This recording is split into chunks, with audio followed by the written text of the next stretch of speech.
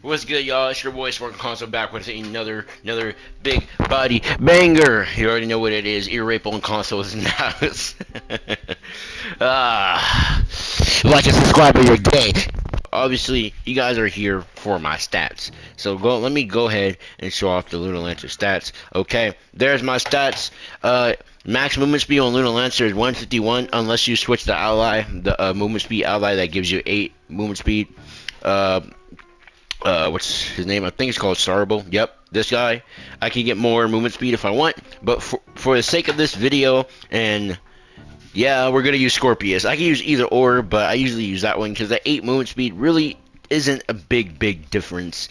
I'm gonna keep it a buck. I'd rather have that 25% physical damage for U11. Now, if we go to U10, I'm gonna use this one all day because we don't need that extra damage, right? But for U11, Lunar Lancer, I'm mainly gonna be using him for U11 because my Dino Tamer, you guys know my Dino Tamer just shreds U10, and he used Starable as well. So yeah, this is the build for U11, man. This is gonna be a U11 build, U11 farm type of Lunar Lancer. You don't need Solarian subclass if you have this much damage. You could, and my light will go up to 10.9, but you don't really need to do that, man. The Bard subclass gives you more movement speed anyway, and my Bard's 40k, so I get that maximum boost. So as you can see, we have the Permanent Torch on deck. We got the free range electrolyte crystals. We have the volatile bounder, which is really good for farming. Best mount in the game. It is better than Ganda, guys. It is better than Ganda. So yeah, so we're gonna do crit damage, magic fine, you know what I'm saying? We're gonna do magic fine attack speed, you know what I'm saying? Then magic fine crit damage. Now you might be like, Spark, why do you have 260 attack speed? Believe it or not, the Lunar Lancer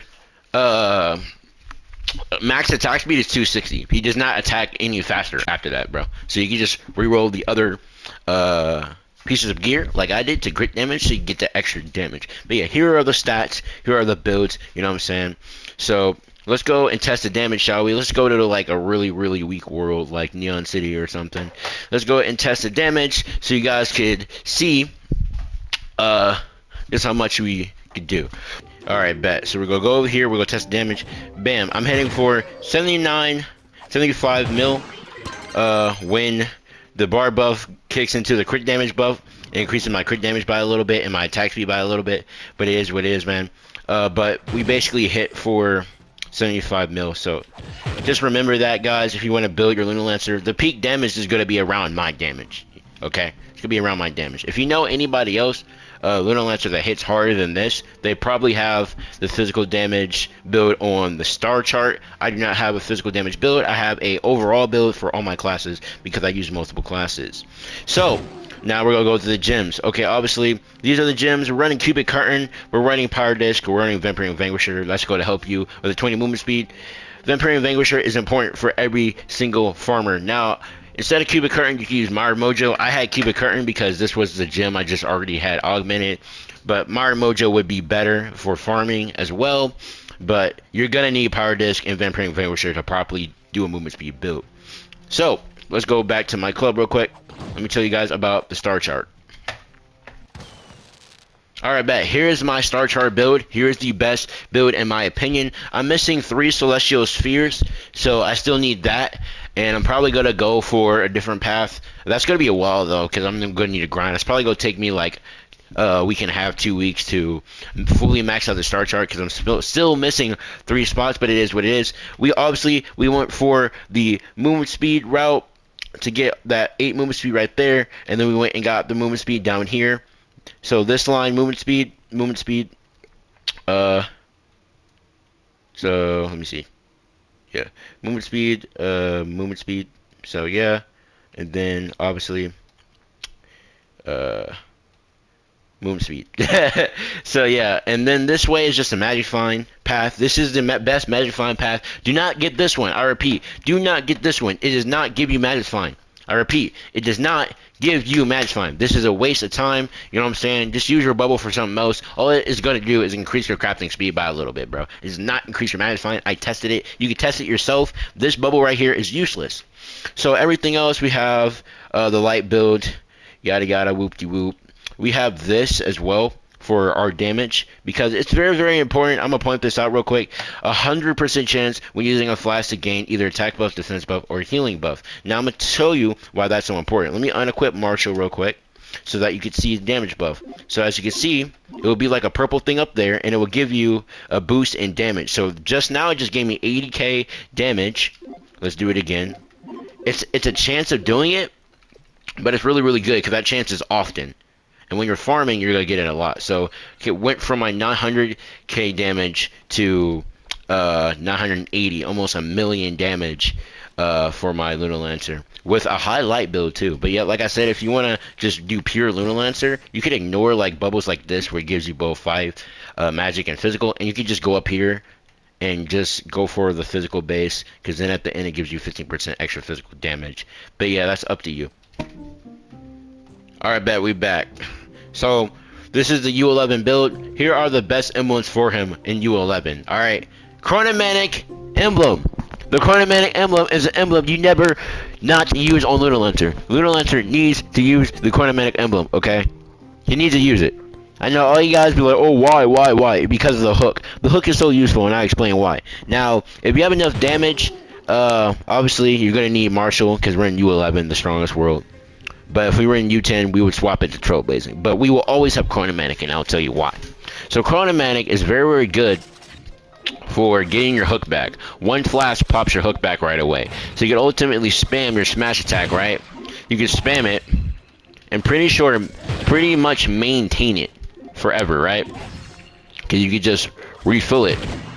You know what I'm saying? And just like that, you can get your lunacy mode like that. Now, a lot of people don't know is when you go into your build mode like this, it reverts you back to your regular form. So then you just get your lunacy back a little bit, bam, and then go into build mode, it reverts back to your form. That's why it's so important. Not to mention how useful the hook is for dungeons, bro. It's super duper useful for dungeons. So let's do some dungeons real quick, and then bada bing, bada boom.